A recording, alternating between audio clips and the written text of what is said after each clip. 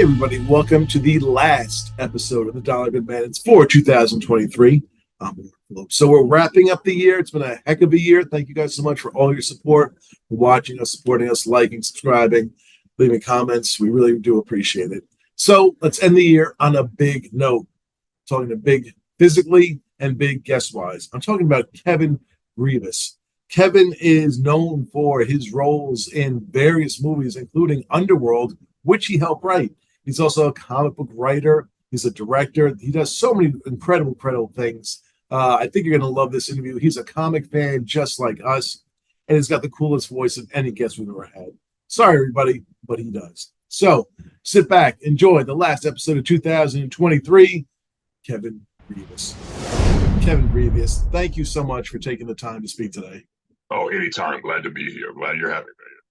So let's start from the very beginning. How did you first discover comic books? Like most kids, I had a few before I actually started collecting. I think my first memory was when I was probably 6 years old. I had a copy of what I believe to be Justice League 92.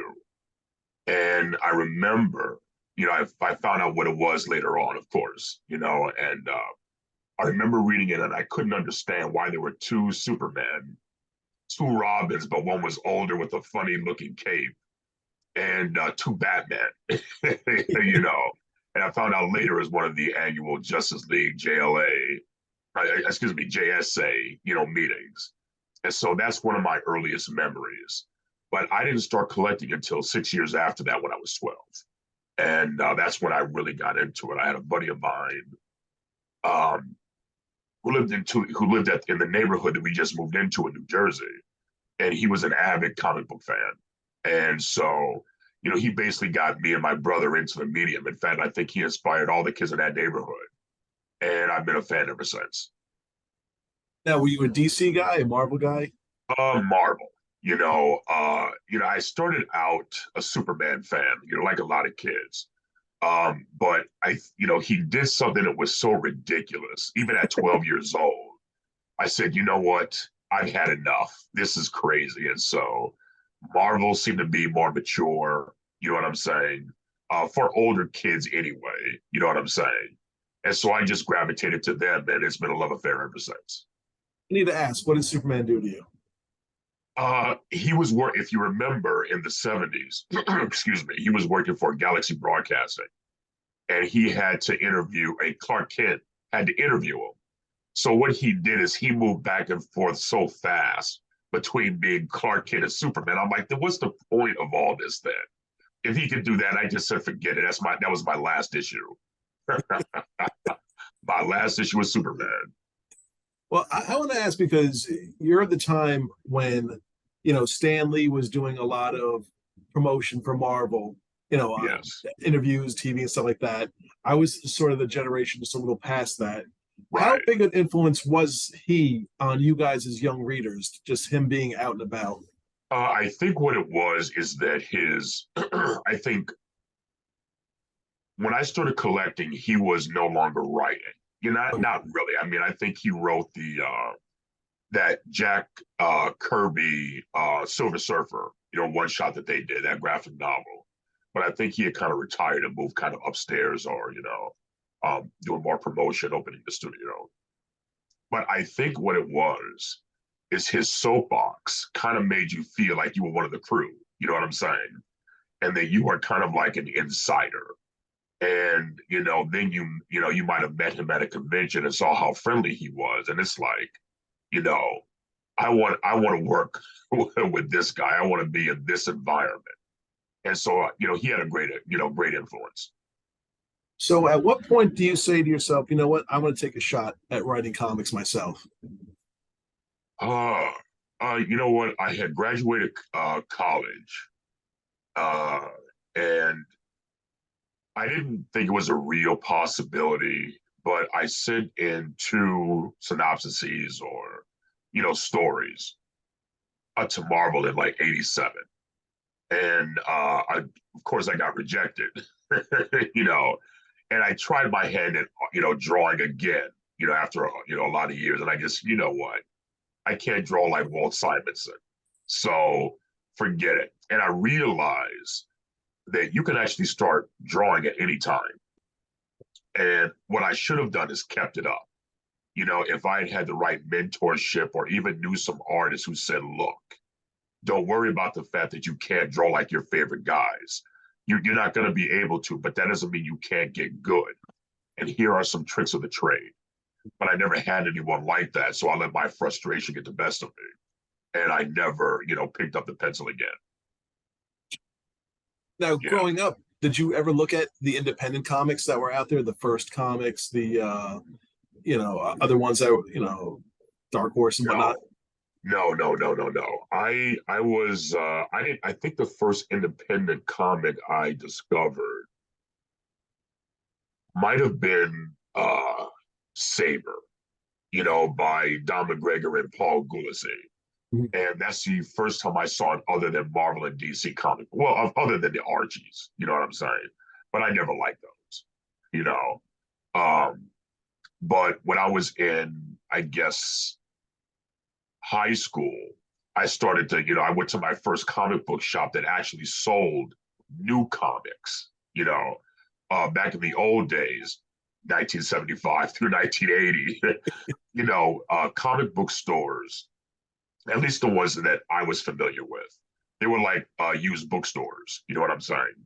And so they only sold old comics, not new comics. In fact, I don't think that the direct market was even active then, you know what I'm saying?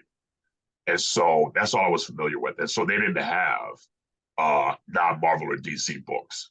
Like I discovered later on that there was Dell in the 60s, then EC, comics, and then after 1980, that's when I discovered, there were first comics, Dark Horse, Eclipse, things like that. So you get into comics and you've created your own characters. You've created comic books for younger readers. You've created comic books for older readers. Yes, I yes, want to yes. start at the very beginning. When you're creating a character, what comes first? Is it a name? Is it a look? Is it a personality trait or a power or an occupation? What's the Well, first I thing will you tell you when I create period, it's always concept based. What's the concept? Because without the concept, I can't create a character that fits into that. You know what I'm saying?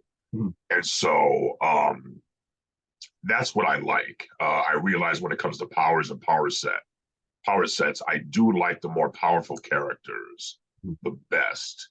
I think they lend themselves towards the big screen storytelling, so to speak. So I like those. Um, but I would say it's concept first, and then creating a character to fit into that world with the power set I think the character would need in order to combat the evil endemic within that universe that I'm creating. And so that's the way I look at it. You just said something very interesting that when you are creating, you think of it as almost like you're writing a movie. It's on the big screen, how Exactly, things are going to play out. exactly, exactly. And I think that makes it exciting for me. Like, I look at my favorite comic books, when I started, really being a fan in earnest. Mhm. And they weren't all always universe spanning, Mhm. but they encompassed a lot of characters and a lot of big action, things like that. Of course, there were some Daredevil issues I liked, some Captain America issues I liked, some Spider-Man issues I liked. But mostly it was the Fantastic Four, the Avengers, and Thor and the Hulk. You know what I'm saying? Where you could see the wild powers on display. And I love that stuff, and I still do to this day. Jump back to your writing for a second, but something you just mentioned. What did you think when comics, sort of with the Dark Knight and Watchmen, got grittier, got darker, got, I don't want to say less fun, but Right. you couldn't have, a villain of the weekend. Fantastic Four's got to somehow send him back into space. That was I thought it was fascinating, Mhm. at first, and it showed that comic books had grown up. Mhm. It showed that they finally shook off the burden of being, kids mediums. You know what I'm saying? And along with that, when it changed in, I guess description. They went from comic books to being graphic novels. And I think that was both good and bad because it ushered in, like I said, it made them grow up, but it also ushered in a period of elitism. You know what I'm saying? Right. In which people said that, okay, well, these are, supposed to speak about, larger and bigger things, and they ceased being as fun across the board. Now I am okay with, The Dark Knight Returns, something like The Watchmen, let's say The Killing Joke. I think those are fine. What was the other one? The X-Men one. God Loves, Man Kills. Yes. Okay, but not every month, not month in, month out. You tell those stories, once every 2 years or something like that. But, as far as month to month, I think these comic books should be accessible. I think they should be wildly fun and engaging. I mean, the way I look at it is that to me, comic books are like the paper version of the Saturday matinee. You know what I'm saying? Yeah. And that's not to say they can't be thought provoking. A lot of people think that simplicity means thought provoking, that it lacks being thought provoking. That's not true at all. But comic books were supposed to be simple morality plays for young boys. You know what I'm saying? Teach them about right or wrong on a widescreen palette, and that's all they are. It doesn't take rocket science to create something like that, and we've lost the ability to have fun, and everything is so super serious now. And comic books weren't designed to solve the social ills of the world and all of the nuances endemic within that. Um, you know, and definitely not month in and month out, So, like I said, every now and then, but really, hey, they're just meant to, have fun, with your tasty cake, your yoo-hoo in one hand. You know what I'm saying? And that's what I like. That's what I liked about them. And they were cheap too, you Right. know. That was another fun thing about them. So when you're doing your comics, is that your mentality? Let's make it fun. Let's make it accessible. Most definitely, most definitely. I mean, I like to start off with action, and then you bring the hero in with his action or her action, and then you deal with, the B stories, the relationships, the state of their world, whatever.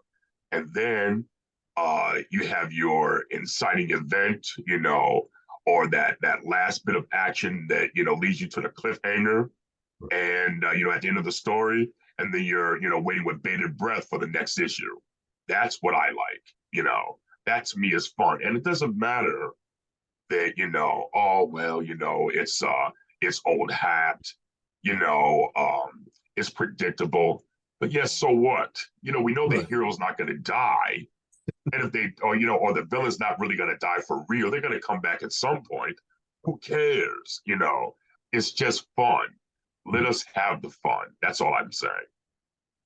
When you're writing for a younger audience and creating comics for a younger audience, how do you do it in a way that it's not above their head, but you're not talking down to them? How do you sort of hit that middle point? I think what you do, I mean, you never lose sight of who you were as a kid, number one. What made you that giddy kid at 12 and 13 and 14 years old? And you keep that in perspective. Like I said, I think that, um, like, let's say, multi-universe concepts are not so highbrow that kids can't understand them. You know what I'm saying? But, you can talk about things of a serious nature, uh, just like the old Bugs Bunny cartoons used to do sometimes, or like Space Ghost, or I hate to say it, but even the Super Friends, used to do stuff like that. And it's not hard, but you understand that you're writing for yourself too. You know what I'm saying? Mhm. And as a kid, you can understand deeper concepts, and you don't need to be hit over the head with them. Like I said, when you keep it like we say in Hollywood, kiss. Mhm. Keep it simple, stupid. You know what I'm saying? And that's what morality plays are a lot of the time.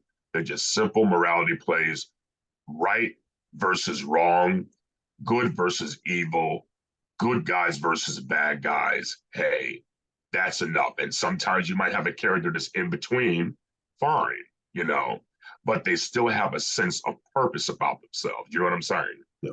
And I think that's how you do it.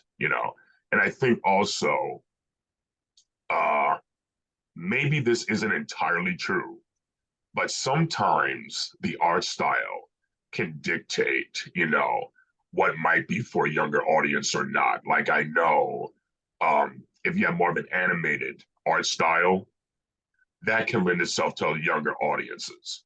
But it really depends. It really depends. Same mentality when you're doing books for more mature audiences. I would say so. Only in that you might get a little deeper and get into more nuances. You know what I'm saying? That might be the salient difference.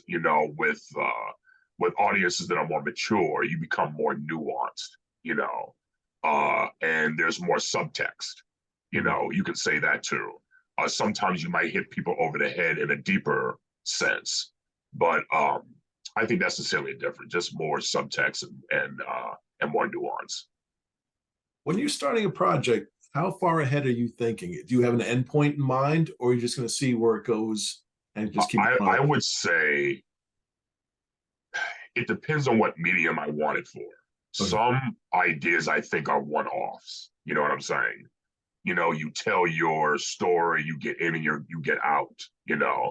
Others can be serialized. Um, but you have to kind of know where you're going to an extent. You know what I'm saying? And, this might be hard for some people, but you have to know when to quit. You know, now sometimes commerce or business might dictate that you kind of, expand it. I think that's what happened with the Matrix movies. I think, to be honest, I think with the way they told the story, the initial movie, that was a one off, because once he learns how to fly, it's all over. You won. We don't need to see how you take them down. We know that you're going to. Mhm. But then, if you notice in the subsequent movies, they had to cook down his powers. You know what I'm saying? So he wouldn't just end everything, in the blink of an eye like Superman could. and therefore you have no movie. So you have to know when to quit too. Do you think that happens in comics sometimes when a character gets hot and then starts showing up in different books and they start to lose a little bit of who they are, and before you know it, people are just kind of tired of this character showing up? Yeah, I think what happens is that the editors, like to seize upon the moment Mhm. and milk the character for all that it's worth in that time period. And they don't necessarily understand why the character is as popular. They just know that it is, and let's put him or her in everything. Mhm. And then people run out of things to say, or the editors make a unilateral decision that no one wants to see that character anymore. And the original creator might have said, well, yeah, there's a lot we could do with it. No, we don't want to do anything with it. And before you know it, you know, it winds up not going anywhere anymore. So, what are you going to do? Yeah. I want to ask a couple of business questions for you because Yes, you have successfully put out your own books out there. yes. What is your blueprint for breaking into a market? How do you get your name out there? How do you get your books out there so people are looking for them and talking about them? Uh, I have been able to put books out there, but I haven't seen the really high numbers. But Right. that's not my goal. I'm in it for the love of the medium, Mhm. not to make money off of the comic books because I know that's going to be limited. Especially for independent books. I mean, how many independent books, crack, let's say 9,000 units, 10,000, 12,000 units. And as Marvel and DC books, that's nothing. You know what I'm saying? I heard even Invincible it was lucky to crack 9,000 units when it became popular. And the thing is, I thought Invincible was an incredible book, Mhm. and I bought every issue, so, for me, my goal is to make a good product that I like and that the small audience I can garner likes, and then hopefully turn that into a movie or a TV show, or a video game. And that's my end goal, and I've been able to do that 3 times so far, you know, so that helps out a lot. Yeah. And another kind of really nerdy, but we have a lot of independent artists and creators on the show. Yes, yes. How do you choose the right price point for a book? Because you want to compete, but you don't want to give the book away, but you also don't want to price yourself out, from other books on the market. Ooh, that's a little more difficult. You Okay. know what I'm saying? Because um, I sell my books for a certain price when I do my tours at the comic book conventions. Mhm. But I always feel like giving the audience a bang for, their buck, if it goes to the direct market. So I remember I put out an Underworld book, Mhm. that was, wow, over 80 pages, you know, 6.99. You know what I'm saying? And nowadays, a book that thick would be, 14.99, or maybe 19.99. I'm like, why? And as an independent, even with the Underworld backing, it's not like it's going to sell, you know, a bunch of books. It's going to sell, anywhere from 2,400 to 5,000 units, maybe, But, I don't really worry about that. Like I said, I'm just trying to get out the IP out there. Mhm. And, the IP is important because when it gets turned into a film or a television project, um, you're going to have to share that glory with the other creators that come along. You know, uh, you have your directors; they might want to put their spin on it.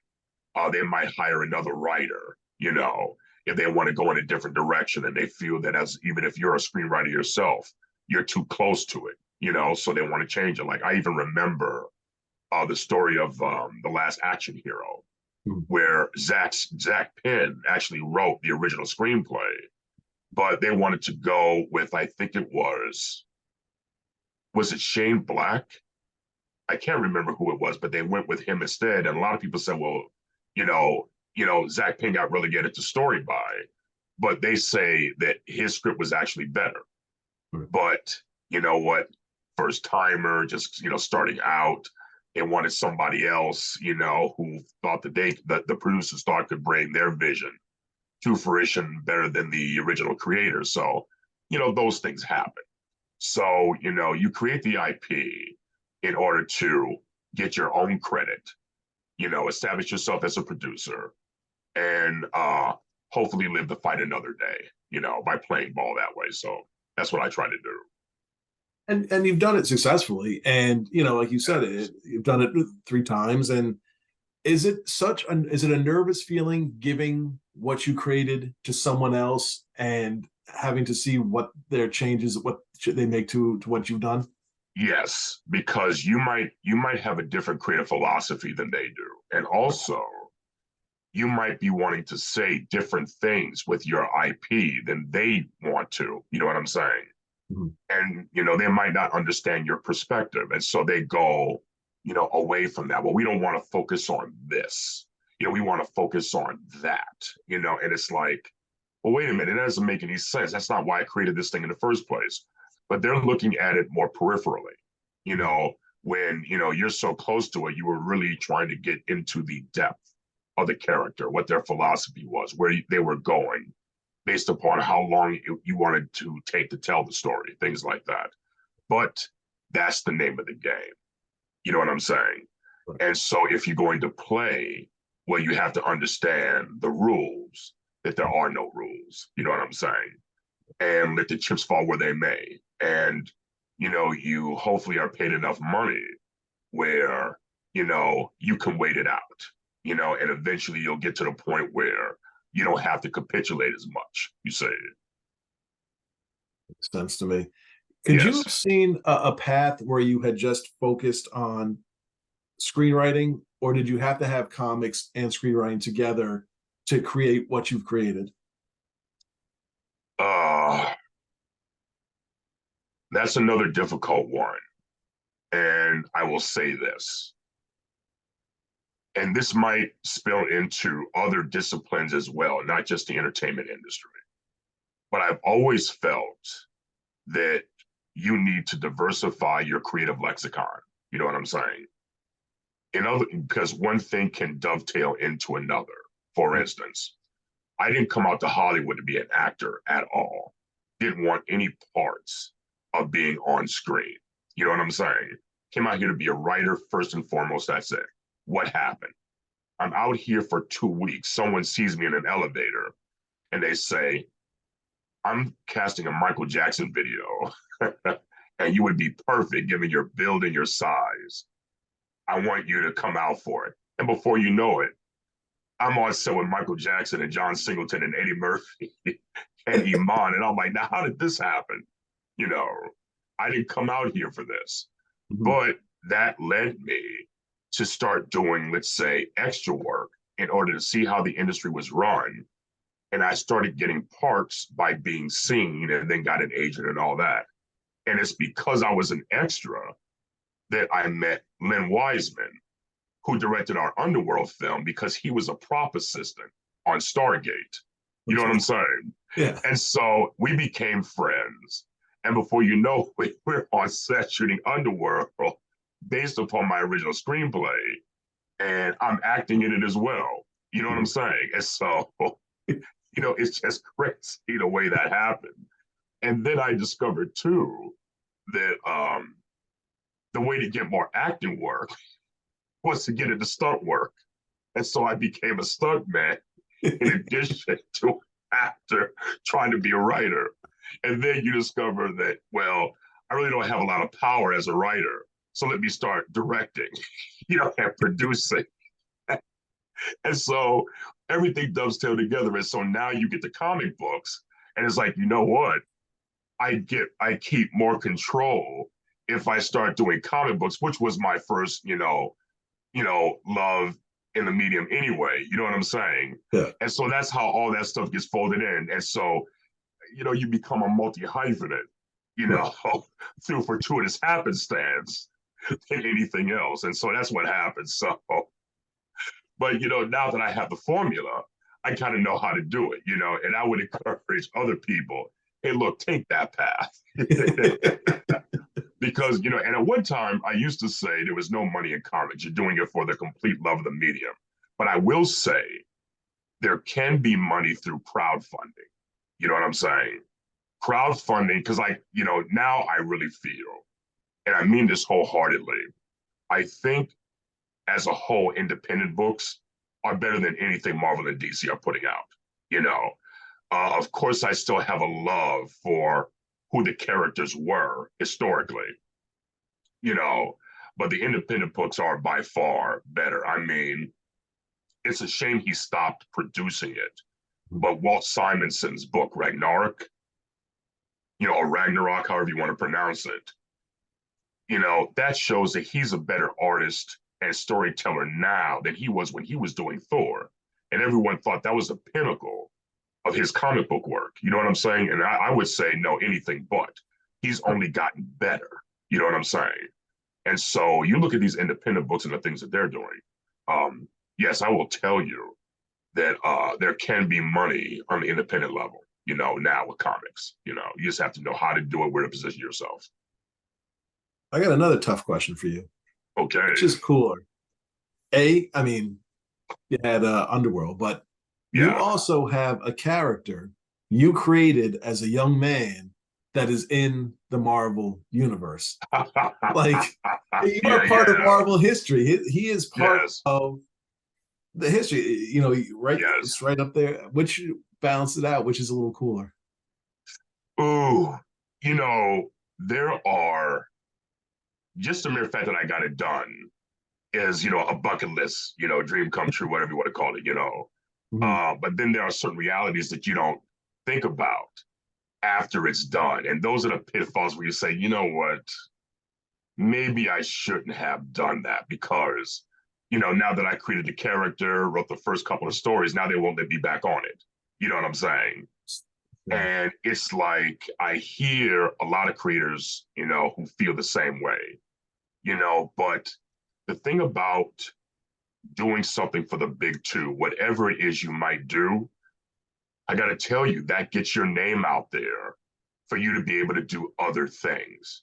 Now, the sales might not translate, just because like you might have had a success with one character or two at Marvel or DC. Doesn't mean that when you do your own books, they'll sell just as well. It doesn't mean that. But it does mean people will know who you are, you know, and there is a percentage of the audience that will give you a chance, and then, you can always notch your belt, add it to your resume. And when you go out there into the world of Hollywood, you always have that as something that you've done, that people recognize. How But did I you? would say doing my own character is cooler. Yeah, I was to say, how did you find the experience with DC and Marvel? Because you create a lot of your own stuff, and now you're sort of Yeah, playing with other people's toys. And I'm sure right. there's, I mean, you've worked with Batman, Spider-Man, some of the Yeah. big names. There's got to be some parameters, I would assume, that they have on what their characters can do and what directions they can go. Yeah, yeah. Here's the way I like to look at it. And I've heard this term used before by editors who might work for the company, and who have left, other writers, artists. They are corporate comics, you know, and, really Superman isn't about the comics. Superman is about underoos, keychains, you know what I'm saying? T-shirts and all that merchandising. So you have to be very careful with that property. Like I remember hearing from an editor once, and he was talking about some things that happened at DC with the Superman Blue. Remember they had the Oh, alleged and they split Superman them up. Blue. Yeah, Yep. yeah, yeah, yeah, yeah. I heard one of the editors got an angry call from Mr. Warner Brothers that this storyline is going on too long. You need to wrap it up because, he's right. We're selling underwear and t-shirts, and Superman doesn't look like that. So where you might be able to do it for a couple of issues, snap it back to where it's supposed to be and wrap it up. You know what I'm saying? And so that corporate mentality can permeate um, the entire, creative, thought process, of editorial, you know, and they have to make sure they obey, uh, uh, the corporate executives when it comes to stuff like that, because they could, a lot of money could be lost, So I understand the parameters. I don't like it, because they, I think they're inconsistent with how they execute them. Like, some writers can do things that other writers can't, you know, things like that.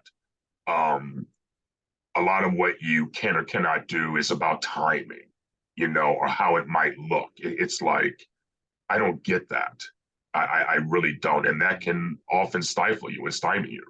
But what are you going to do? They're not your characters. Sense.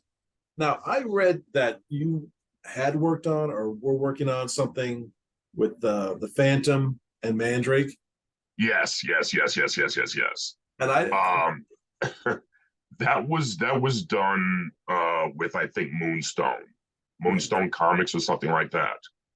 And of course, I had heard of both characters before, but I did it with a buddy of mine, Mike Bullock, who recommended me for the job, and it was a fun experience, But I don't remember much about the story, so I hope you're not trying to ask me anything about the story because I don't remember. I was gonna say it's very cool because growing up, I don't know if you remember the show Defenders of the Earth. It was a Yes, I cartoon. do. Yes, I do. Yes, I My do. dad and I watched that every morning. So for me, Right. growing up, Flash, Lothar, Mandrake, and the Phantom were like Yeah.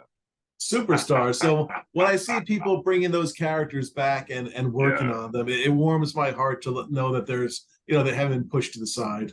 Yeah. You know, like I said, you know, it's one of those things where, you know, I mean, had on my druthers, I would like to work on a lot of the old classic characters, and just doing one issue, but only so much time in the year, other people are working on them, things of that nature. You don't always get to do the things that you want to do for whatever Right. reason. Now, Yes. a lot of those characters, have they fallen into public domain, or are they still licensed out to different companies? I think they're still licensed out, Okay. even though I think the parameters of the licenses are such that different companies can work on them simultaneously. That's what it seems like, you Right. know. Um, or they can switch hands very, fast. Maybe the licenses are only for a limited amount of time, and then someone else can come in there and scoop in Gotcha. and do what they want to do. It's a question I've asked a number of people in the industry, and I think you're the perfect guy to ask it. But, I remember when Batman came out in 1989, kids were running to the store to get Batman comics. It didn't matter what issue it was. If it said Yeah, Batman on the cover, we wanted to have it. It seems that is missing now with the DCU and the MCU, that people love these movies, but when you say to them, oh, you know what, there's all sorts of Captain America, Black Panther, Superman books out there that you might want to check out. No thanks. They'd rather just watch the film. Do you think that's a bridge that can ever be built again, or do you think it's just two very separate things? I think they're two separate things, but I don't think that's necessarily new. Okay. So I had an argument with a good buddy of mine about what a comic book fan is, and I discovered, and I never realized this before. Um, you're going to get two different answers. We got several different answers about what that is, and so my thinking was a comic book fan is someone who goes to the comic store every week and buys, their comics, blah, blah, blah. They're into the characters and, the whole medium. And he says, no. He felt that comic book fans, in general, are people who just like the iconography. And we argued. And what do you know? I'm on a Zoom doing some voiceover, right? And a friend of mine who hired me for the job, she has in her background like a Wonder Woman placard or something like that. And I said, you're a Wonder Woman fan. And she's like, oh, yes, blah, blah, blah. Went into, how much she likes the characters, blah, blah, blah. I'm like, well, how you like the comics? She says, comics. I'm like, I don't read the comics. And I'm like, well, why not? And she says, Kevin, it's too much. It goes on and on and on and on and on. And what I discovered that my friend was right, that that for civilians, and I'll call them civilians, when they like a character, that means that they have a t-shirt and a poster, maybe a keychain, and that's it. You know what I'm saying? If you look at Seinfeld, I heard Jerry Seinfeld is a huge Superman fan, but he only had a statue on his shelf. That's it. You know what I'm saying? And Yeah. that's what it is for most fans. Now, can that bridge be crossed? That's hard to really say, because you have to look at what kind of commitment is the company willing to make based upon the way marketing is done now. Is the spinner rack ever going to come back? Are you going to have comic books in pharmacies anymore? You know what I'm saying? Is the price point going to be such that a kid can just go there and pluck one up using a fraction of his allowance? And is the subject matter within the comics going to be such that it is G rated or PG 13? You see, you have all those questions. And then the other thing is when you start looking at the comic books and I guess their traditional continuity as juxtaposed with the films and their continuity, they're two different things and they can be hard to understand. Like, I mean, in the movies, it seems like Thor doesn't have any super strength at all. You know what I'm saying? At least up until uh not Love and Thunder. What was the one before that? Thor Oh, Ragnarok. You Ragnarok. Yep. know, yeah. At least then he showed some, and it's like, well, it's about time. And then I think in Infinity War, Mhm. he showed something, but you would never know that before, and there's such a difference that it might be kind of hard to breach. Now, what I don't understand is why Marvel and DC haven't said, look, we need to have the equivalent of maybe the old Treasury editions from when I was a kid. Mhm. I mean, the first two Treasury editions I got were the Fantastic Four and the Hulk. And they have remained my two favorite titles of all time to this day. And here you had these Treasury editions, which had a bevy of stories, from different time periods that really got into the essence of who and what the characters were. And they were made available for kids. Why doesn't Marvel and DC, why don't they have those? And maybe you just add a front story with the movie version of the character, maybe 20 pages, and then the other, 80 pages, or whatever, can be, like the stories from the past in the comic books. And that's a package that can bridge both worlds and make it for an affordable price point and have those always available. So if a mother comes in and she has a sick kid at home, I want to give him something to read. He likes, let's say he likes the Hulk and Batman. What do you have? Well, the retailer doesn't have to worry about, I wonder what, no, you go to those books and say, take these. You know what I'm saying? And he gets the best of both worlds. He gets the movie version and you get the historical comic book version that Mhm. they can immerse themselves in. And I think that would be the way to do it. But why don't they do that? I don't know. Why is it that when they have a new Marvel movie and I guess I'm going to answer my own question with this one, but you wonder why when they have the new Marvel movie or DC movie, why isn't there a rack of the kind of comics I just told you about that, you could sell for a premium and everybody would buy. You know what I'm saying? All the kids coming out, they would buy them. The only problem with that is that, you know, who would curate, you know, that's set up. They would have to be behind the counter. You know what I'm saying? Um, you would have to make sure that the kids couldn't touch them because they're going to get bit up. And how we as comic book fans were. Even back in the old days, we would bend all the comics in front to get to the Mhm. one in the back. So yeah. But maybe that's the reason why they don't do it. But I think that would increase, interest in the comics. And another thing, I am really surprised that they don't do at the end of each movie. Why not just say that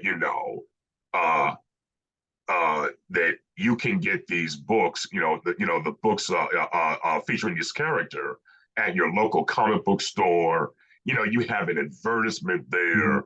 It would be so easy. Or how hard would it be to say after the movie, get your comics in the lobby?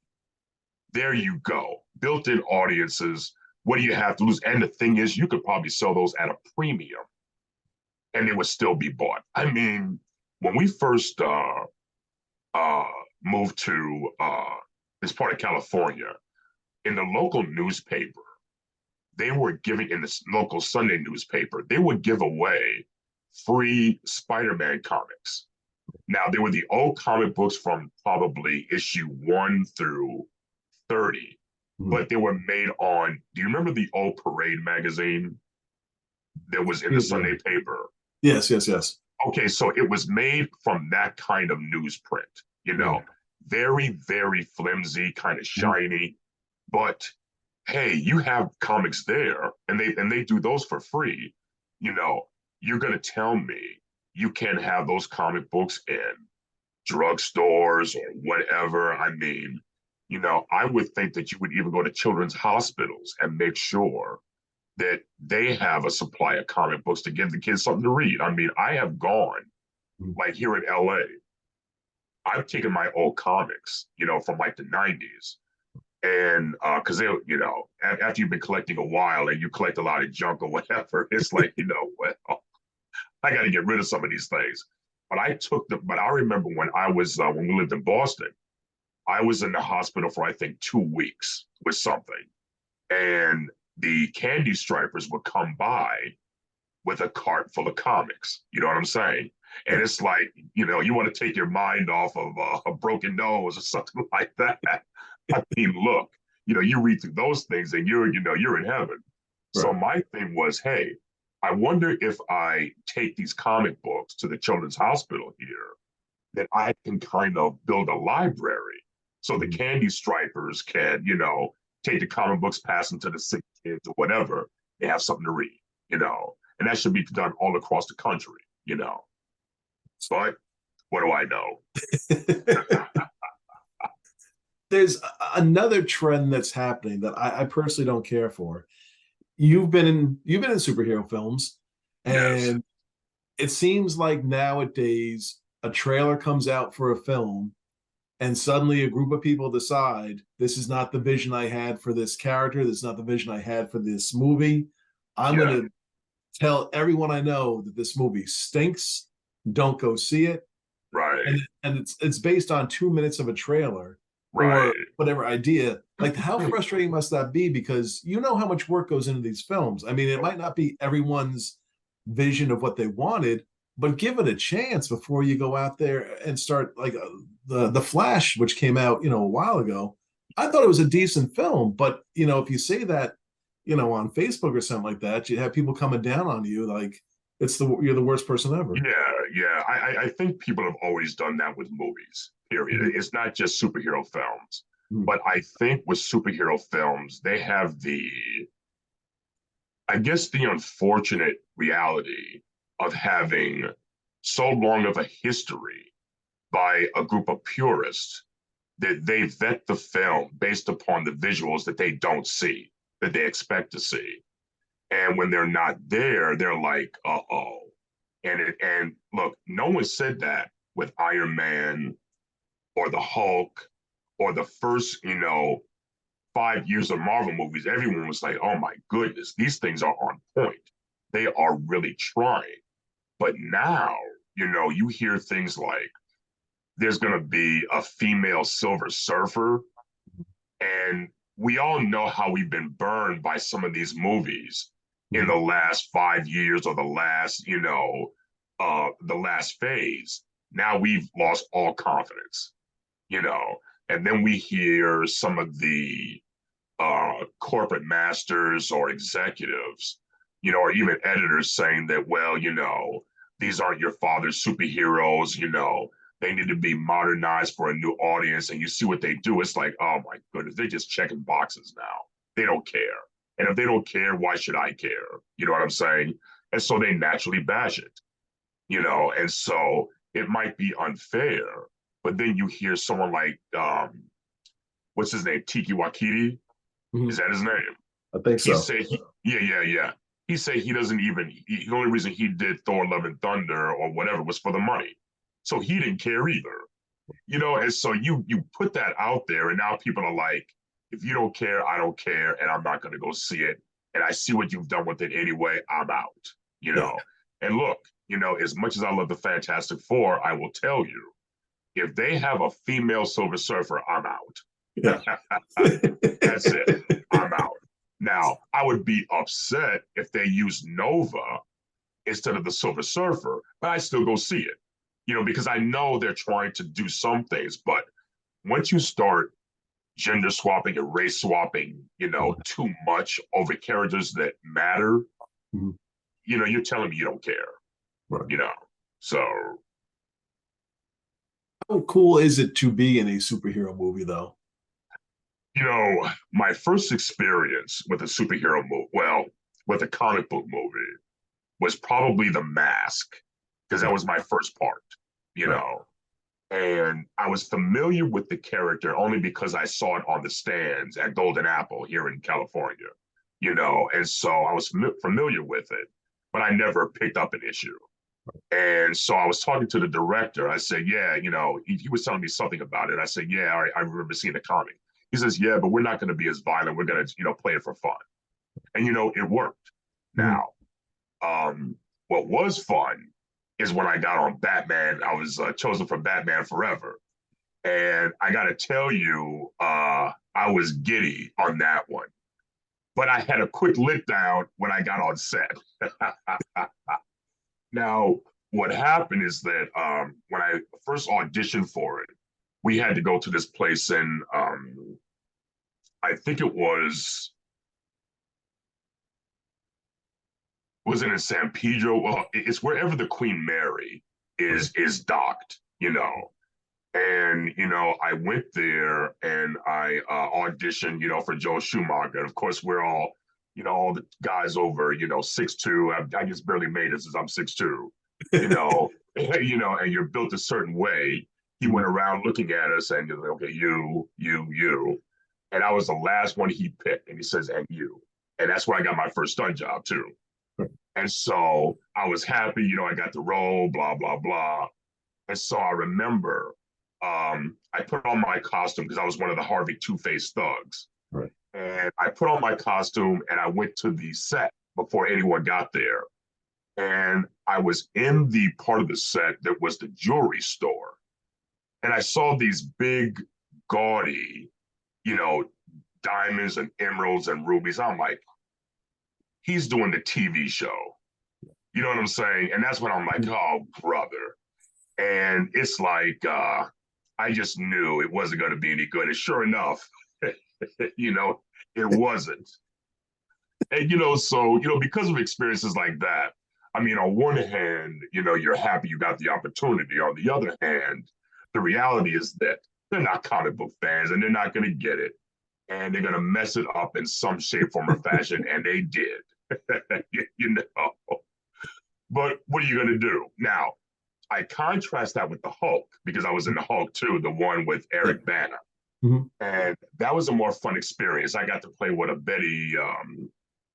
Betty Ross's bodyguard. Mhm. Yeah, and that was cool. But I got a chance, like I wasn't sure what they were doing because I think my first scene was in San Francisco and they had a not a mock-up of the Hulk, but the Hulk's face on a large stick where we were supposed to look so they could, and I'm Yeah. like, now, is the Hulk really that big? I don't know. And so I remember for some reason I went into the production trailer and saw some of the production art. And I'm like, oh, he's not that big.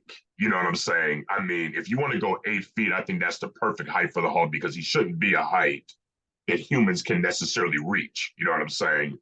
But he was too big. He was like 15 feet tall. And I remember when I finally saw the movie, he was coming out of the bowels of that laboratory, and he looked like Godzilla. And I'm like, oh, come on now. So you're going to get disappointed. You know what I'm saying? But I think you have to take things with a grain of salt. It's like, look, just enjoy it for what it is. I Mhm. mean, you're younger than I am, but I remember what that old Spider-Man TV Mhm. show looked like. You know what I'm saying? Yeah. Where he's obviously not touching the size of the building. He's being pulled up by something. And I'm like, oh, this is terrible, you know? And then, like, I remember being surprised. I thought by the trailer, they actually found someone as big as the Hulk when I first saw the trailer. But then you watch the TV show, and it's like, oh, they got a bodybuilder, they got Lou Ferrigno, and they put a wig and a nose on him. But I was okay with it for the first 2 years. You know what I'm Yeah. saying? And then I just said, I can't watch this anymore. But hey, what are you gonna do? But that's what we had back then. Yeah. But now things are much better, much Yeah. better. Which is worse, though, the giant Hulk or Michael Chiklis as the shortest member of the Fantastic Four when he was the Thing? You know what? I'm gonna say this, and you tell me how you feel about it. Mhm. Jack Kirby used to draw the Thing shorter than Reed.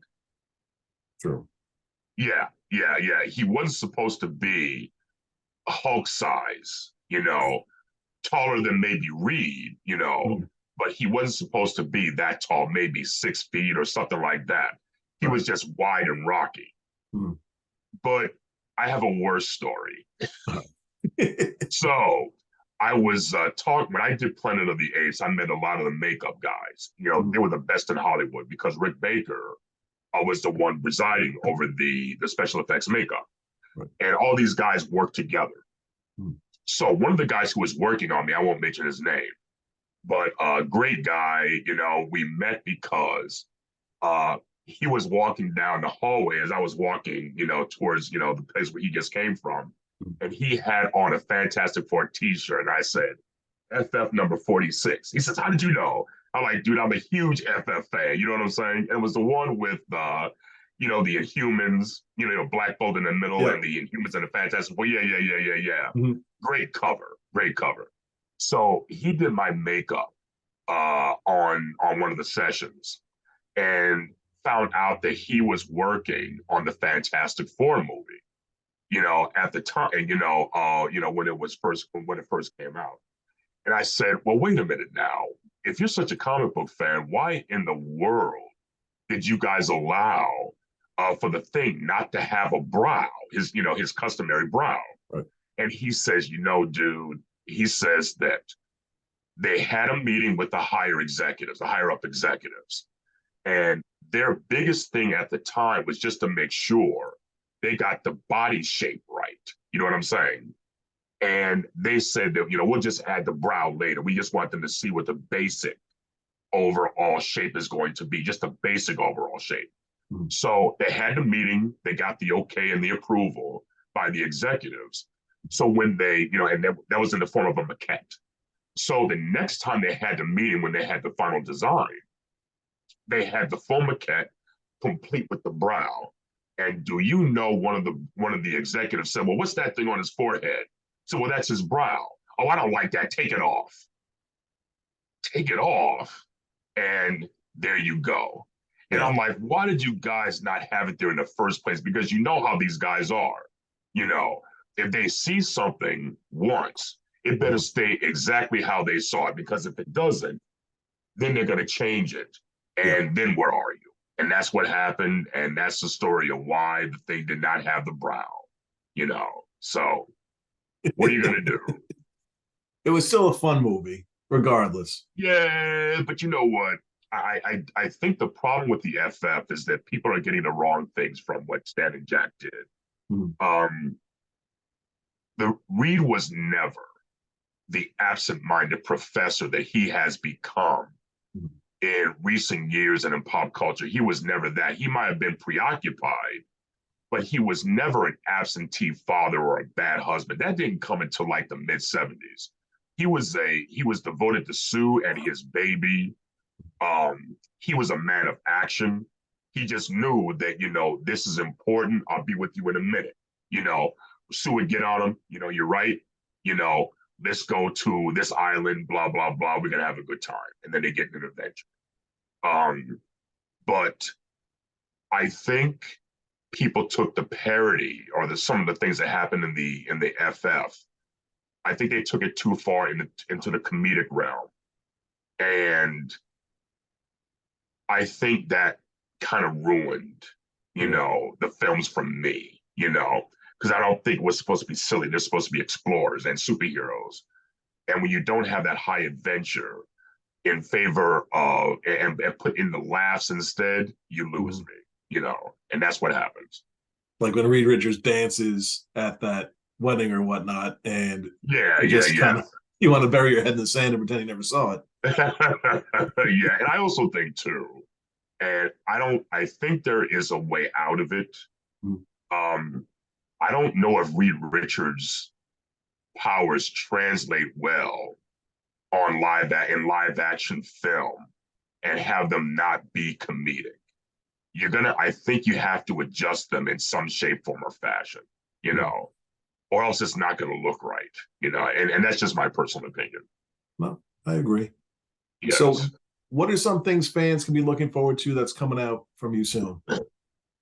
Well, I just finished my Kickstarter, which I'm about to launch again on Indiegogo Okay. with some new material called Djinntara, Rise of the Djinn. And it's about a police detective who is unfortunately terminally ill and suffering from cancer until she discovers that she is part of an ancient race of genies and gets caught between the two worlds. Does she use the powers to cure herself, but and go after the serial killer that's been terrorizing the DC metropolitan area, or will she be succumbed by its dark power? Things like that. So, you got to be careful. So it's one of those, fish out of water, explorations into the soul, things like that. And it's really, really interesting. And so that's coming up. I have my second issue of my Darkstorm book coming up, which I'll be selling later on this year. And I got a lot of fun stuff coming up that I can't talk about. But yeah, but I'll keep you posted for sure. Excellent, excellent. And fans could find you on. Fans can find me at Twitter. Are they still calling it that now? I think it's X at this point. X, Twitter, whatever. X, Facebook, Instagram. I'm there. And we are back. I absolutely love the story of being on the set of Batman, just seeing that jewelry on there and knowing that this film wasn't going to be what he thought it was going to be.